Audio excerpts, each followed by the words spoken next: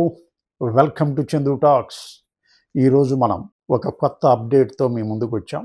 మోకాలి గుజ్జు మళ్ళీ పెరుగుతుందా అనే దాని మీద మీకు ప్రపంచవ్యాప్తంగా న్యూ అప్డేట్ వచ్చింది. అది మీకు ఇప్పుడు వివరించబోతున్నాను. ఈ రోజుల్లో వయసు పెరిగిన వాళ్ళకే కాకుండా 40-50 సంవత్సరాల వాళ్ళకు కూడా మోకాలు అరుగుదల సర్వసహజంగా జరుగుతూ ఉంది. వీటన్నిటి మీద మనకి ఒక మంచి పరిశోధన వచ్చింది. భవిష్యత్తులో ఆపరేషన్ లేకుండానే మన యొక్క మోకాలుకు గుజ్జు తయారు చేసే కొత్త విషయాన్ని మన స్టాన్ఫర్డ్ మెడిసిన్ వాళ్ళు కనిపెట్టారు. అది స్టాన్ఫర్డ్ యూనివర్సిటీకి సంబంధించిన ఒక పరిశోధన జరిగింది. దానికి ఎలా ఉండబోతుంది ఈ మెడిసిన్ భవిష్యత్తులో, ప్రయోగాలు కూడా చివరి దశలో ఉన్నాయి. రాబోయే రోజుల్లో ఈ మెడిసిన్ ఏంటి, దీని వ్యవహారం ఏంటి అనేది ఇప్పుడు మనం చూద్దాం. జనరల్గా మన మోకాలికి 2 ఎముకలు ఒకదానికి ఒకటి కుషన్లాగా పనిచేసే ఆక్యులర్ కార్టేజ్ సహజంగా ఉంటుంది. అది మన శరీరంలో చర్మం లేదా ఎముక విరిగితే వాటికి రక్త ప్రసరణ ఉండి త్వరగా నయమవుతాయి. కానీ కార్డిజెంట్ కణజాలంలో రక్తనాళాలు ఉండవు. అందువల్ల ఇవి వయసు వలనో, అధిక బరువు వలనో, గాయాల వలనో ఒకసారి అరిగిపోతే శరీరం దాన్ని సహజంగా రిపేర్ చేసుకోలేదు. దీనివల్ల ఎముకలకు ఒకదానికి ఒకటి రాసుకొని వాపు ఏర్పడుతుంది. దీన్నే మనం ఆస్టియో ఆర్థరైటిస్ అంటాం.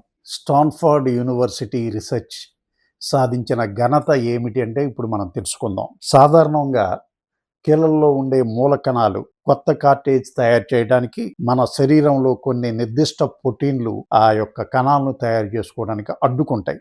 కానీ స్టాన్ఫర్డ్ శాస్త్రవేత్తలు ఆ ప్రోటీన్లు నిరోధించే ఒక ప్రోటీన్ బ్లాస్టర్ చికిత్స అభివృద్ధి చేసి మనకు అందించబోతున్నారు. ఎప్పుడైతే ఆ బ్లాస్టర్ కీళ్ళ ప్రాంతంలో ప్రయోగిస్తామో, ఎప్పుడైతే ఆ ప్రోటీన్ ఇటువంటి కీళ్ళ ప్రాంతంలో ప్రయోగిస్తామో అప్పుడు యాక్టివేట్ అవుతాయి. ఫలితంగా నకిలీ లేదా గట్టి స్కార్ కణజాలం కాకుండా పుట్టుకతో వచ్చే మృదువైన అసలైన హైలిన్ కార్టిలేజ్ సహజంగా తిరిగి పునరుత్పత్తి అవ్వటం మొదలవుతుంది. ప్రస్తుతం మనకి అందుబాటులో ఉన్న మైక్రో ఫ్రాక్చర్ లాంటి సర్జరీల ద్వారా తయారయ్యే గట్టి మచ్చలాంటి గుజ్జు మాత్రమే. అది కొద్ది కాలానికి మళ్ళీ దెబ్బతినే అవకాశం ఉంది.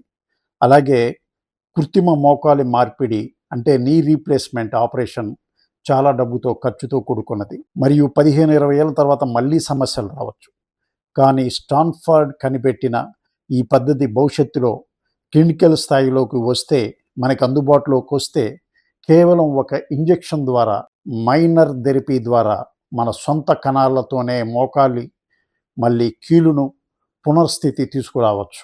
ఇది మామూలుగా ఆపరేషన్ చేస్తే మనకి ఏ విధమైన నీ రీప్లేస్మెంట్ చేస్తే ఎలా ఉంటుంది, ఇప్పుడు యూనివర్సిటీ కనిపెట్టిన కణజాలాలు ఈ విధంగా అభివృద్ధి అయ్యే అవకాశాలు ఉన్నాయని శాస్త్రవేత్తలు మనతో చెప్తున్నారు. ప్రస్తుతం ఈ పరిశోధన ల్యాబ్ స్థాయి ట్రయల్స్లో అద్భుతమైన ఫలితాలు ఇస్తుందని, మానవులు పూర్తి స్థాయి క్లినికల్ ట్రయల్స్ విజయమైతే మార్కెట్లో రావడానికి మరికొద్ది సమయం పట్టవచ్చని, ప్రపంచవ్యాప్తంగా కీళ్ళ నొప్పితో బాధపడుతున్న కోట్ల మంది ఇది ఒక గొప్ప ఆశాకిరణం.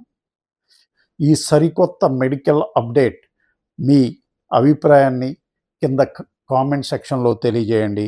వీడియో నచ్చితే లైక్ చేయండి. మీ ఇంటిలో పెద్దవారికి తప్పకుండా షేర్ చేయండి. Thank you everyone. మీరందరూ తప్పకుండా చందు టాక్స్ని సబ్స్క్రైబ్ చేసుకోండి.